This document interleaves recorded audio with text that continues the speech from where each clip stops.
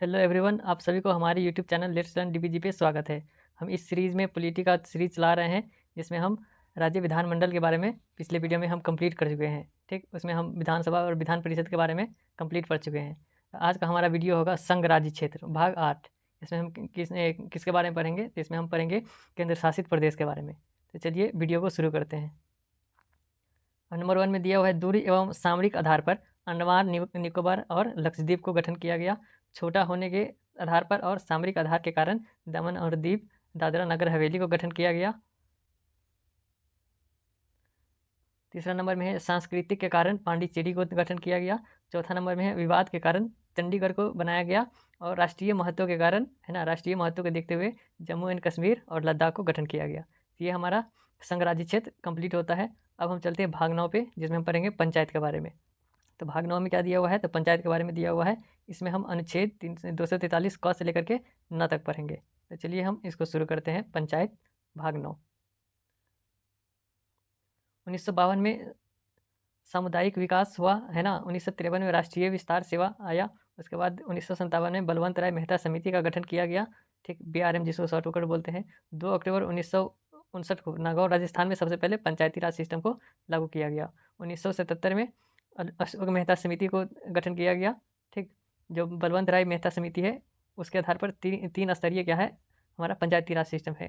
ग्राम पंचायत, उसका पंचायत समिति, उसका जिला परिषद। ये जो तीन स्तरीय हम देखते हैं ग्राम पंचायत, ये कौन सा समिति के ऊपर है? तो ये है बलवंत राय मेहता समिति के आधार पर है। और अशोक मेहता समिति के आधार पर कितने स्तरीय है? तो 2 स्तरीय है, जिसमें से कौन है? ग्राम पंचायत और जिला परिषद। उसमें ब्लॉक पंचायत को हटा दिया गया था। ये है एएम दिया हुआ। एएम का मतलब होता है 2 स्तरीय अशोक मेहता समिति। इसके आधार पर 2 स्तरीय पंचायती राज सिस्टम का गठन किया गया, लेकिन ये क्या हुआ? ये असफल रह गया। लेकिन अभी जो हम लोग देखते हैं लोकल शासन जो होता है, ग्राम पंचायत, वो 3 स्तरीय है। ग्राम पंचायत, पंचायत समिति, उसके बाद जिला परिषद। ये किस समिति के आधार पर है? तो बलवंत राय मेहता समिति के आधार पर है। तो चलिए इसको आगे पढ़ते हैं। अशोक मेहता समिति ने न्याय पंचायत का गठन किए जाने की सिफारिश किया था। ठीक, उसके बाद आगे टॉपिक है पंचायत से संबंधित जो समितियां है उसको दिया गया। अब देखिए इसका शॉर्टकट दिया हुआ है ना। शॉर्टकट में क्या है? तो बीए पास 73 में, है ना। 73 में क्या हुआ? बीए पास। तो बीए का मतलब हुआ बलवंत राय मेहता समिति। ठीक, बी से ए से हो गया अशोक मेहता समिति, और पी से हो गया पी के राव समिति। ठीक ना, और एस से हो गया सिंधवी समिति। ये सब कब आया था? तो 73वें संविधान संशोधन के अकॉर्डिंग आया हुआ है। उसके बाद है त्रिस्तरीय पंचायत, है ना। त्रिस्तरीय मतलब 3 स्तरीय जो पंचायत है, जो ग्राम पंचायत, पंचायत समिति और जिला परिषद देखते हैं, उसी को बोलते हैं त्रिस्तरीय पंचायत। तो पहला है गांव लेवल पर क्या है? ग्राम पंचायत। ठीक, उसके बाद है ब्लॉक लेवल पर है पंचायत समिति, और जिला लेवल पर जिला पंचायत। आगे दिया हुआ ये सभी स्तरों पर एससी एसटी फीमेल का आरक्षण है ना। इस सभी स्तरीय पर क्या है? एससी एसटी और फीमेल का भी आरक्षण दिया गया है। मतलब ग्राम पंचायत में भी एससी एसटी और फीमेल का आरक्षण है। ब्लॉक पंचायत में भी है एससी एसटी और फीमेल का आरक्षण, और जिला पंचायत में भी एससी एसटी और फीमेल का आरक्षण दिया गया है। फीमेल का आरक्षण 1/3 आरक्षण है ना। 1/3 आरक्षण सबको देना है। जितने भी स्टेट है, वो सभी स्टेट में क्या है? 1/3 आरक्षण देना है। जबकि बिहार के अंदर में फीमेल को स्पेशल आरक्षण कितना है? 50% दिया गया है। तो कितना परसेंट है बिहार के अंदर में? 50% है। लेकिन 1/3 आरक्षण उसको हर स्टेट को लगाना है। अब अपने हिसाब से हर स्टेट लगा सकता है, 50% लगा दे या फिर 60% दे दे। ठीक, वो अलग बात है। चलिए अगला देखते हैं। जिन राज्यों की संख्या 20 लाख से कम है, वहाँ मध्य स्तरीय पंचायत समिति नहीं होगा। ठीक, जिस राज्य के अंदर में 20 लाख से कम आबादी होगा, उस राज्य में क्या होगा? पंचायत समिति जो होगा वो मध्य स्तरीय उसमें नहीं होगा। मतलब ब्लॉक पंचायत उसमें नहीं होगा, डायरेक्ट ग्राम पंचायत होगा, उसके बाद जिला पंचायत होगा। अगला है 73वां संविधान संशोधन, है ना। 24 अप्रैल 1993 को लागू हुआ था। लक्ष्मीमल सिंधवी आयोग की सिफारिश से पंचायत राज को अनिवार्य बनाने के लिए संविधान में संशोधन किया गया था। ठीक, मतलब लक्ष्मीमल सिंधवी आयोग जो है, उसके सिफारिश पे पंचायती राज सिस्टम को, है ना, ये कंपलसरी बनाने के लिए क्या किया गया था? तो संविधान संशोधन किया गया था। अनुच्छेद 243 जी के तहत पंचायती राज को 29 विषय का कार्य करने का अधिकार है। कहने का मतलब ये है कि पंचायती राज सिस्टम में अनुच्छेद 243 क से लेकर के 243 न तक है। लेकिन इसमें वही उसी को रखा गया है, उसी आर्टिकल को रखा गया है, उसी पॉइंट को रखा गया है जो क्या है? एग्जाम पॉइंट ऑफ व्यू से महत्व है। तो अनुच्छेद 243 जी के तहत पंचायती राज को 29 विषय है ना। 29 विषय पर काम करना होता है। पंचायती राज सिस्टम में कितना विषय पर काम करना होता है? तो 29 विषय पर। जबकि जो नगर पंचायत है उसको 17 विषय पर काम करना होता है। तो आगे पढ़ेंगे नगर पंचायत के बारे में। तो ग्राम पंचायत में कितना विषय है? तो 29 विषय है। अनुच्छेद 243 आई में पंचायती राज के लिए राज्यपाल वित्त आयोग का गठन करता है। ठीक, अनुच्छेद 243 आई में लिखा गया है कि पंचायती राज के लिए राज्यपाल कौन सा आयोग को गठन करेगा?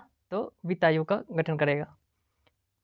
उसके बाद है मुखिया सरपंच अपना त्यागपत्र जिला पंचायत पदाधिकारी को देते हैं। मुखिया हो गया या फिर सरपंच हो गया, वो अपना त्यागपत्र किसको देंगे? तो वो देंगे जिला पंचायत पदाधिकारी को देंगे अपना त्यागपत्र।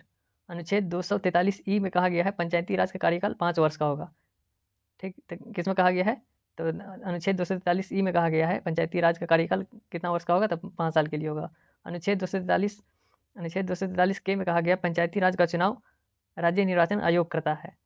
ठीक, जैसे होता है ना, इस स्टेट इलेक्शन कमीशन होता है, उसका सेंट्रल इलेक्शन कमीशन होता है। तो जो होता है केंद्र स्तरीय पर जो ये करवाना होता है निर्वाचन, तो वो कौन करवाएगा? तो सेंट्रल इलेक्शन कमीशन जो होता है, ठीक, वो करवाएगा। और ये ग्राम पंचायत का इलेक्शन हो गया या फिर स्टेट में जो होता है, मतलब विधायक का इलेक्शन है ना, मतलब कि विधानसभा का इलेक्शन, ये कौन करवाता है? तो ये करवाता है राज्य निर्वाचन आयोग के द्वारा किया जाता है। ग्राम पंचायत की बैठक 3 माह में एक बार अवश्य होना चाहिए, है ना। ग्राम पंचायत की जो बैठक होती है वो 3 माह में एक बार जरूरी होता है बैठक करवाना, है ना। उससे पहले भी हो जाए तो और अच्छी बात है, लेकिन 3 माह में एक बार बैठक होना जरूरी हो जाता है। नेक्स्ट पॉइंट है मुखिया एवं सरपंच को शपथ कौन दिलवाते हैं? तो मुखिया एवं सरपंच को शपथ जो है वीडियो द्वारा दिलवाया जाता है।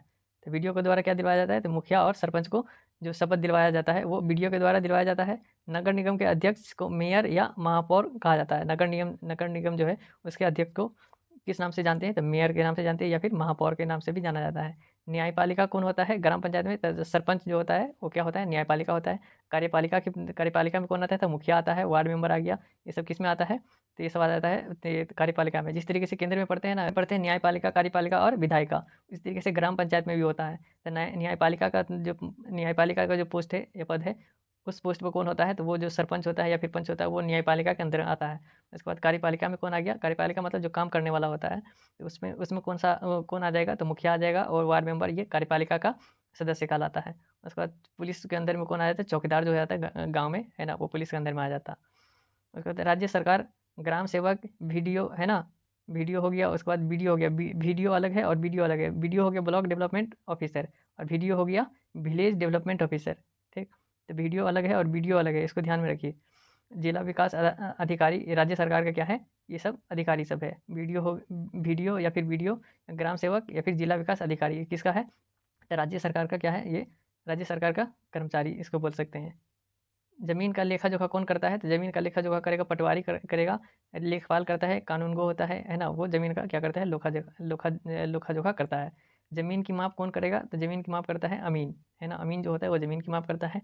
स्थानीय स्वशासन चोल काल से प्रारंभ था। अब स्थानीय स्वशासन कब से स्टार्ट है? तो ये चोल काल से ही स्टार्ट है। जो एंशिएंट हिस्ट्री में पढ़ते हैं चोल काल, तो वहीं से स्थानीय स्वशासन प्रारंभ किया गया था। रिपन ने स्थानीय स्वशासन को बल दिया, है ना। रिपन जो है लॉर्ड रिपन, वो स्थानीय स्वशासन के ऊपर क्या किया गया था? उसके द्वारा बल दिया गया था। मतलब वो उसी का ये क्या है? ये अपना सुझाव है ये रिपन के द्वारा। स्थानीय स्वशासन सत्ता के विकेंद्रीकरण के लिए किया जाता है। स्थानीय स्वशासन का जो गठन होता है वो किस लिए होता है? तो सत्ता का विकेंद्रीकरण का मतलब है पावर का डिस्ट्रीब्यूशन, है ना। डायरेक्ट अगर सत्ता का विकेंद्रीकरण नहीं करेगा, तो जैसे आपके गांव में अगर कोई किसी गली के अंदर में किसी गली को बनवाना है, तो अब बिहार सरकार को थोड़ी ना पता है कि आपके गांव में कौन सा गली खराब है, कहाँ पर किसके घर में नल नहीं है, किसके घर में नल का पानी नहीं पहुँचता है, ये राज्य सरकार को थोड़ी पता रहेगा, है ना। तो इसलिए क्या होता है, ग्राम पंचायत का गठन किया गया है कि जो छोटे लेवल पर है उस चीज़ को काम करने के लिए ग्राम पंचायत का गठन किया गया। अब चलिए स्थानीय स्वशासन, है ना। स्थानीय स्वशासन को 2 पार्ट में डिवाइड किया गया, एक है पंचायती राज, एक है नगरपालिका। जो शहर में होता है उसको बोलते हैं नगरपालिका और गाँव में होता है उसको बोलते हैं पंचायती राज सिस्टम। तो पंचायती राज सिस्टम में 3 पार्ट हो जाता है, ग्राम पंचायत, पंचायत समिति और जिला पंचायत। जबकि नगरपालिका में हो जाता है नगर पंचायत और नगर परिषद और नगर निगम, है ना। ये शहर के अंदर में आ गया। चलिए यहाँ पर हमारा क्या है कि यहाँ पर हमारा भाग 9 कंप्लीट होता है। अब हम पढ़ेंगे भाग 11 के बारे में। भाग 10 नहीं है ना, भाग 10 को उतना इम्पोर्टेंस नहीं है, इसलिए वहाँ से क्वेश्चन नहीं आता है, इसलिए भाग 10 इस पीडीएफ में नहीं है। अब है यहाँ पे केंद्र और राज्य के बीच संबंध, ये भाग 11 में आता है। भाग 11 में क्या है? तो राज्य और केंद्र के बीच जो संबंध होता है, तो कितने कितने तरीके का संबंध है, तो केंद्र और राज्य के बीच 3 तरीके के संबंध है। एक है विधायी संबंध, एक है वित्तीय संबंध, एक है प्रशासनिक संबंध। ठीक, 3 तरीके से संबंध होता है केंद्र और राज्य के बीच। कौन-कौन है? एक है विधायी और दूसरा वित्तीय संबंध होता है, तीसरा प्रशासनिक संबंध होता है।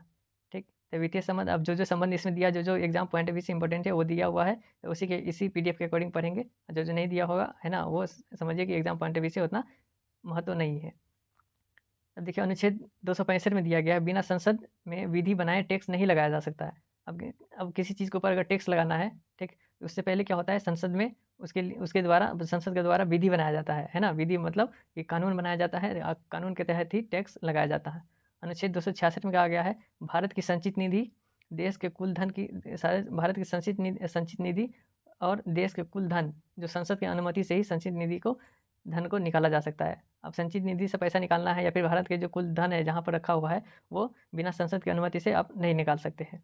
अनुच्छेद 267 में कहा गया है, भारत की आकस्मिक निधि, जो आकस्मिक निधि है, इसमें 500 करोड़ रुपया धन रहना आवश्यक है। तो क्वेश्चन आएगा कि आकस्मिक निधि में कुल कितने धन होते हैं, तो 500 करोड़ रुपया रखा हुआ रहता है। आकस्मिक निधि के धन को राष्ट्रपति की अनुमति से निकाला जा सकता है। जो आकस्मिक निधि में जो धन होता है, वो राष्ट्रपति के अनुमति से आप निकाल सकते हैं, लेकिन जो संचित निधि हो गया या फिर देश का जो कुल धन है ना, उसको संसद की अनुमति के बिना नहीं निकाल सकते हैं। तो आकस्मिक निधि का धन जो है राष्ट्रपति की अनुमति से भी निकाला जाता है। उसके बाद है अनुच्छेद 280। अनुच्छेद 280 में कहा गया है, वित्त आयोग, है ना, या केंद्र और राज्य के बीच की शक्ति का विभाजन करता है। जो वित्त आयोग है वो केंद्र और राज्य के बीच की शक्ति का क्या करता है, विभाजन करता है।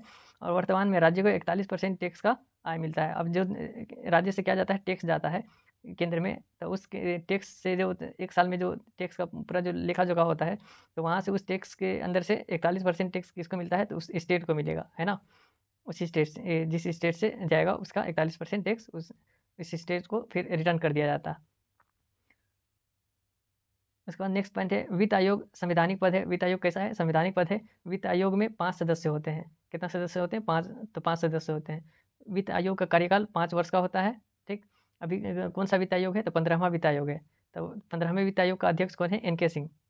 वित्त आयोग के अध्यक्ष कौन है, ये एन के सिंह है। योजना आयोग का अध्यक्ष कौन होता है, तो पीएम होता है। एकता परिषद का अध्यक्ष कौन होता है, तो वो भी पीएम होता है। अंतर्राज्यकीय परिषद का अध्यक्ष कौन होगा, तो वो भी कौन होता है, तो पीएम होता है।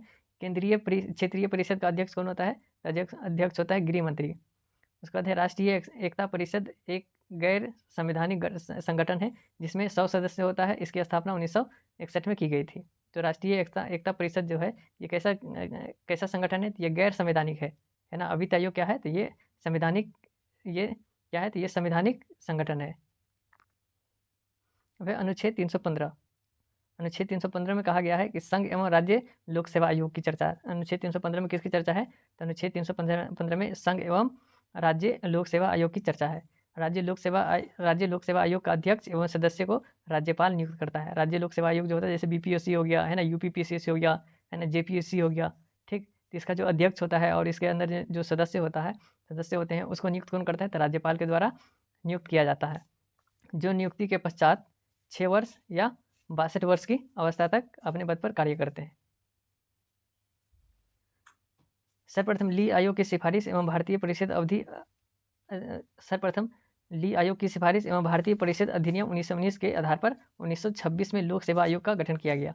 तब इसमें क्वेश्चन आएगा कि लोक सेवा आयोग का गठन किस आयोग के द्वारा किया गया, तो इसको याद रखेंगे, ली आयोग के द्वारा। कौन सा आयोग, तो ली आयोग के द्वारा किसका गठन किया गया, तब इसके आधार पर लोक सेवा आयोग का गठन किया गया। वर्तमान में IAS, IPS, IFS जो होता है, ठीक, ये कौन सा सेवा है, ये अखिल भारतीय सेवा है। उसके बाद है संघ लोक सेवा आयोग का अध्यक्ष एवं सदस्य की नियुक्ति कौन करता है, तो पीएम के सलाह पर राष्ट्रपति के द्वारा किया जाता है। संघ लोक सेवा आयोग के अध्यक्ष एवं सदस्य की नियुक्ति किसके द्वारा होता है, तो राष्ट्रपति के द्वारा होता है। लेकिन एडवाइस किससे लेता है, तो एडवाइस लेगा पीएम से। लेकिन राज्य लोक सेवा आयोग का जो सदस्य होता है और अध्यक्ष होता है, वो उसकी नियुक्ति कौन करता है, तो उसकी नियुक्ति राज्यपाल के द्वारा किया जाता है। उसके बाद है इसका कार्यकाल कितने दिनों का होता है, तो कार्यकाल 6 वर्ष का होता है या फिर 65 वर्ष की आयु तक होता है। इसके हटाने के लिए कदाचार के आधार पर सुप्रीम कोर्ट की सिफारिश पर राष्ट्रपति के द्वारा हटाया जाता है। ठीक, जो संघ लोक सेवा आयोग है ना, उसका अध्यक्ष है या फिर उसका जो सदस्य है, उसको हटाने के लिए सुप्रीम कोर्ट की सिफारिश लेना होता है, उससे परमिशन लेना होता है। ठीक, उसका एडवाइस लेना होता है और कदाचार के आधार पर उसको हटाया जा सकता है।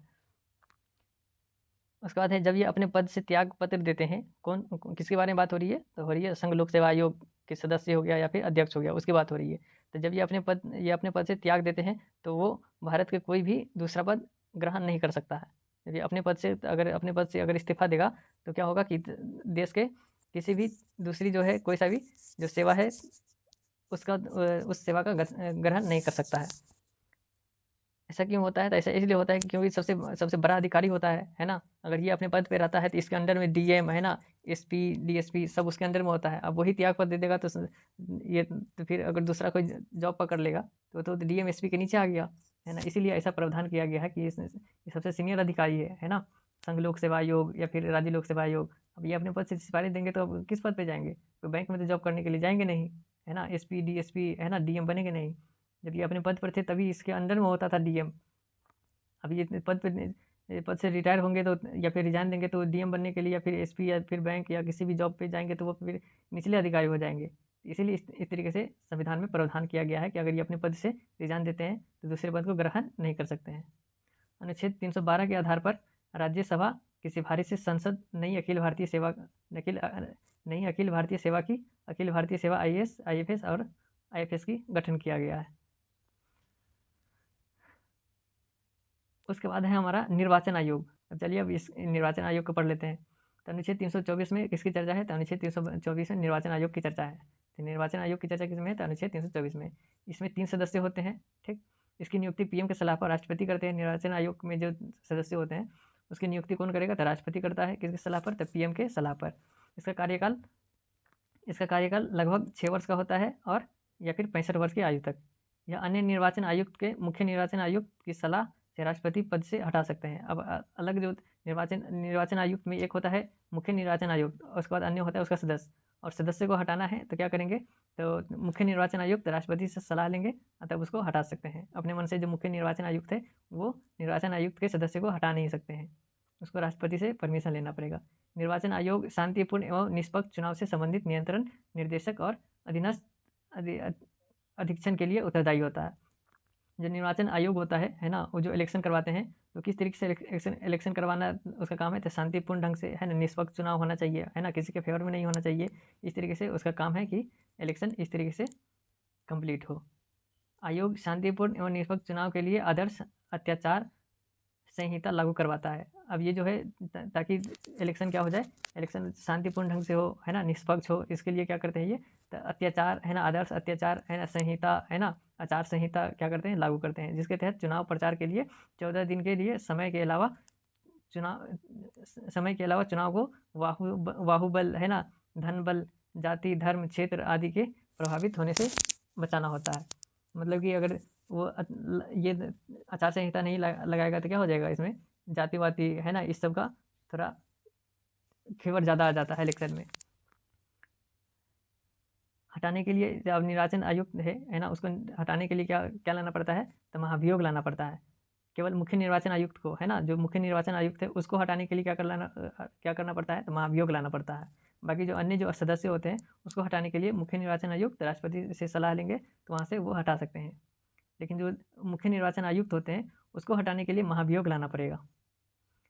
अन्य 2 निर्वाचन आयुक्त को मुख्य निर्वाचन आयुक्त की सलाह या सिफारिश पर राष्ट्रपति पद से हटा सकते हैं। या पहले बता दिए कि अन्य जो 2 सदस्य होते हैं उसको हटाने के लिए मुख्य निर्वाचन आयुक्त राष्ट्रपति से सलाह लेंगे तब उसको अपने पद से हटा सकते हैं। जिला में निर्वाचन का सबसे बड़ा अधिकारी कौन होता है? डीएम होता है ना। जिला के अंदर में जो निर्वाचन का सबसे बड़ा अधिकारी होता है वो डीएम होता है। डीएम कहने का मतलब कि जब इलेक्शन का टाइम आता है तो पूरा का पूरा भार किसके ऊपर दे देता है? तो डीएम के ऊपर दे देता है संभालने के लिए। चुनाव समाप्त होने के 48 घंटे पहले या प्रारंभ होने के 36 घंटे पहले चुनाव प्रचार को रोक दी जाती है। तो चुनाव प्रचार जो होता है वो इलेक्शन होने से 48 घंटे पहले, ठीक, और प्रारंभ होने से 36 घंटे पहले क्या कर दिया जाता है? तो आप चुनाव प्रचार नहीं करवा सकते हैं, उसको रोक दिया जाता है। वर्तमान समय में भारत में कुल 8 पार्टी है जो राष्ट्रीय पार्टी का दर्जा प्राप्त है ना। जो राष्ट्रीय पार्टी है, नेशनल पार्टी है, वो कितना है? तो वर्तमान में 8 है ना, जो नेशनल पार्टी है। कौन कौन है? एक है आईएनसी है, ठीक, एक है बीजेपी, एक आईएनसी है, दूसरा बीजेपी हो गया, तीसरा एनसीपी हो गया, चौथा हो गया टीएमसी हो गया, पाँचवा हो गया एनपीपी, छठा हो गया बीएसपी, सातवां हो गया सीपीआई और आठवां हो गया सीपीएम। ये क्या है? ये 8 कार्ड क्या है? तो वर्तमान में नेशनल पार्टी है ये। आदर्श आचार संहिता लागू करना, चुनाव प्रचार के लिए 14 दिन का समय दिया जाता है। अब जो प्रचार करना होता है तो 14 दिन पहले टाइम दिया जाता है और 14 दिन के अंदर में आपको जितना प्रचार करना है आप प्रचार कर सकते हैं। ठीक, तो यहाँ पर हमारा वीडियो कंप्लीट होता है। हम अगले वीडियो में दल बदल कानून के बारे में पढ़ेंगे।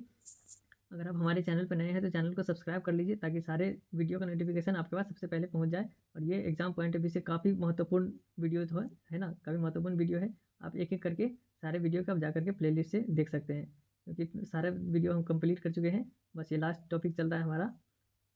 तब तक के लिए धन्यवाद।